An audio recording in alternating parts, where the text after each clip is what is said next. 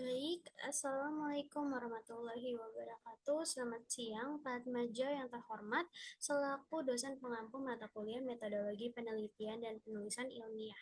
Perkenalkan, di sini saya Jayan Cinta Maharani dengan NIM 2251506111034. Dan di sini saya akan mempresentasikan mengenai proposal skripsi saya yang berjudul Pengaruh Integrasi Kecerdasan Buatan dalam Pendidikan Pemrograman terhadap Kemampuan Berpikir Kritis dan Pemecahan Masalah Siswa.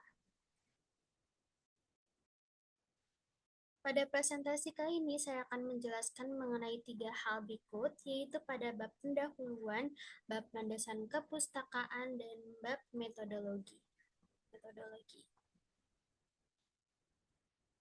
Adapun latar belakang dari proposal skripsi saya yaitu dalam era revolusi industri 4.0, kecerdasan buatan telah membawa perubahan yang signifikan dalam pendidikan.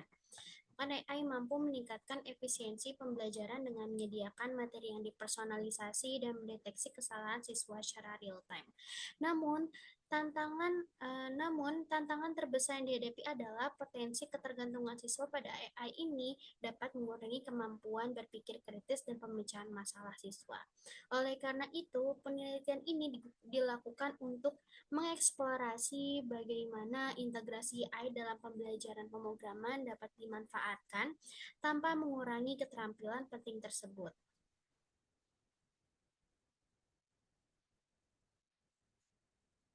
Adapun rumusan masalah dari penelitian ini adalah bagaimana penggunaan AI dalam pembelajaran dapat dioptimalkan tanpa mengurangi kemampuan siswa dalam berpikir kritis dan pemecahan masalah. Lalu, adapun tujuan penelitian yang seperti sudah dimention di latar belakang, yaitu yang pertama memahami dampak penggunaan artificial intelligence dalam pendidikan pemrograman komputer, mengidentifikasi manfaat dan tantangan yang hadir akibat penggunaan artificial intelligence dalam pendidikan pemrograman komputer, dan yang terakhir mengeksplorasi penggunaan artificial intelligence tanpa mengurangi kemampuan berpikir kritis dan pemecahan masalah pada siswa.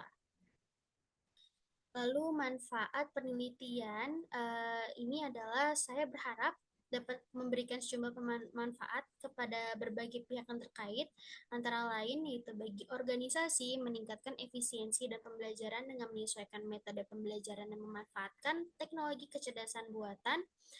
Bagi keilmuan sendiri yaitu untuk memberikan wawasan baru mengenai penerapan kecerdasan buatan dalam meningkatkan efektivitas dan efisiensi proses pembelajaran komputer.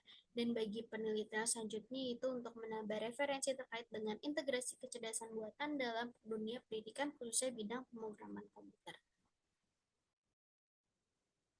Adapun batasan masalah dari penelitian ini yaitu hanya berfokus pada integrasi kecerdasan buatan dalam pemrograman komputer dengan mengeksplorasi metode yang efektif untuk memanfaatkan kecerdasan buatan dalam proses pembelajaran pemrograman komputer tanpa mengurangi kemampuan siswa untuk memecahkan masalah dan berpikir kritis siswa.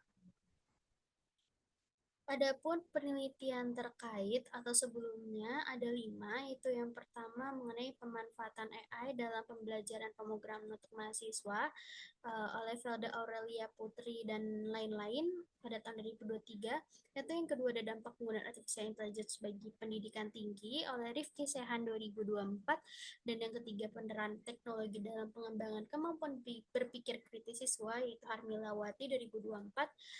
Yang keempat, meningkatkan kemampuan skill membaca dan berpikir kritis untuk menghadapi ancaman AI di era digitalisasi dini dan lain-lain oleh pada tahun 2024. Dan yang terakhir, potensi dan tantangan penerapan artificial intelligence dalam bidang pendidikan oleh Irfandi Anugrah dan yang lainnya pada tahun 2024. Terdapat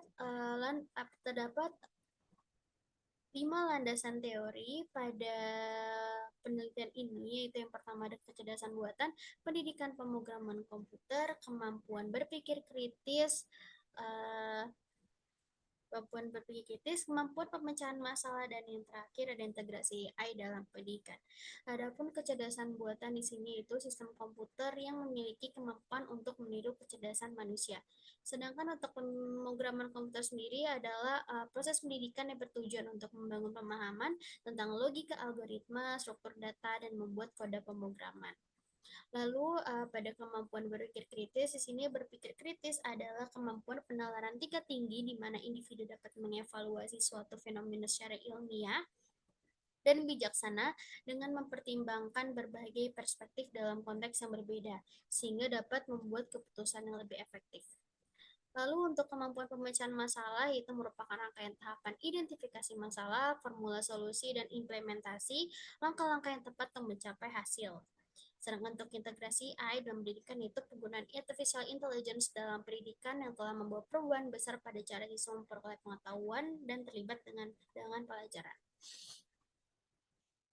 Lalu masuk ke bab bagian metodologi, di sini saya menggunakan desain eksperimen kuasi dengan pendekatan perbandingan antara dua kelas, yaitu kelas eksperimen yang menerapkan pembelajaran berbasis AI, kelas kontrol yang menggunakan metode pembelajaran konvensional, yang mana tujuan desain ini adalah untuk membandingkan dampak penggunaan kecerdasan buatan terhadap kemampuan siswa dalam berpikir kritis dan pemecahan masalah. Dan melalui dengan pendekatan ini diharapkan dapat ditemukan data yang menunjukkan efektivitas AI dalam mendukung pembelajaran pemrograman komputer.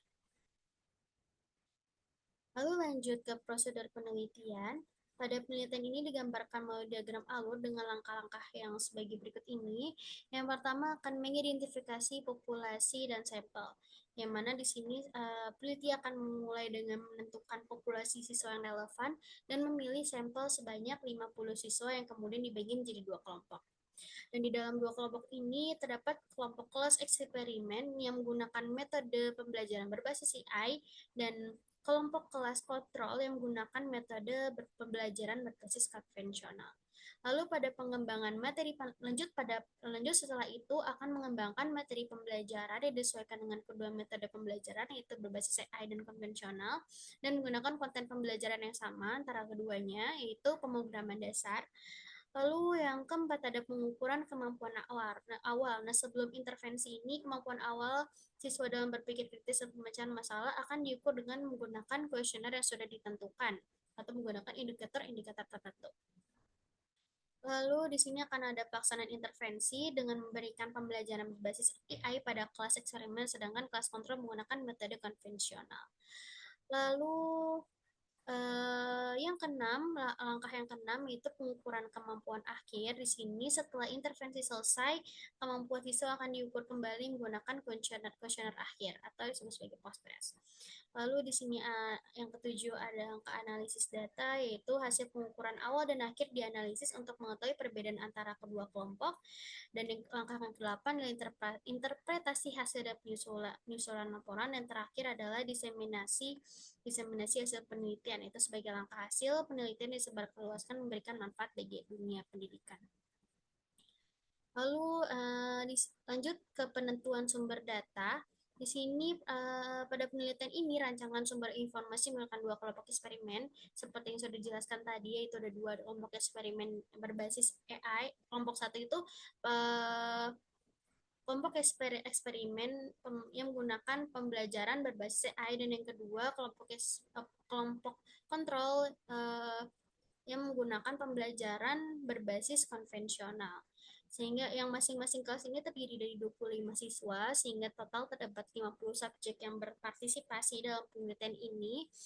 Dan kedua kelompok ini merupakan kelas yang sama-sama mengambil mata pelajaran pemrograman dasar.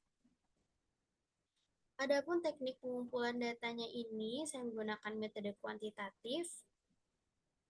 Yang pertama, siswa akan diminta untuk mengisi kuesioner di awal dan di akhir pembelajaran untuk mengukur kecakapan siswa dalam berpikir kritis dalam pecahan masalah mereka.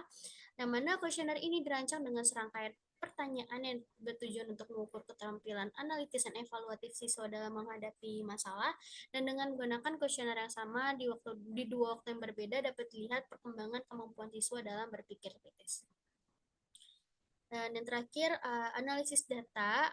Pada penelitian ini, analisis data akan dilakukan dengan menggunakan pendekatan kuantitatif sebagai berikut. Yang pertama ada statistik deskriptif, yang dimana data dari tes awal dan tes akhir akan dihitung untuk memperoleh nilai tengah atau median, dan simpangan baku dari kedua kelompok, yaitu kelompok eksperimen dan kelompok kontrol. Yang kemudian di sini ada ujian t-test yang digunakan untuk mengetahui apakah terdapat perbedaan yang signifikan antara hasil belajar kelompok eksperimen yang menggunakan AI dengan kelompok kontrol yang menggunakan materi pembelajaran konvensional. Lalu yang ketiga ada analisis variance. Nah, analisis ini jika diperlukan, analisis yang hanya digunakan untuk membandingkan lebih dari dua kelompok atau menganalisis perbedaan antara sesi pembelajaran tertentu. Sekian dan terima kasih presentasi dari saya mengenai mengenai proposal skripsi saya.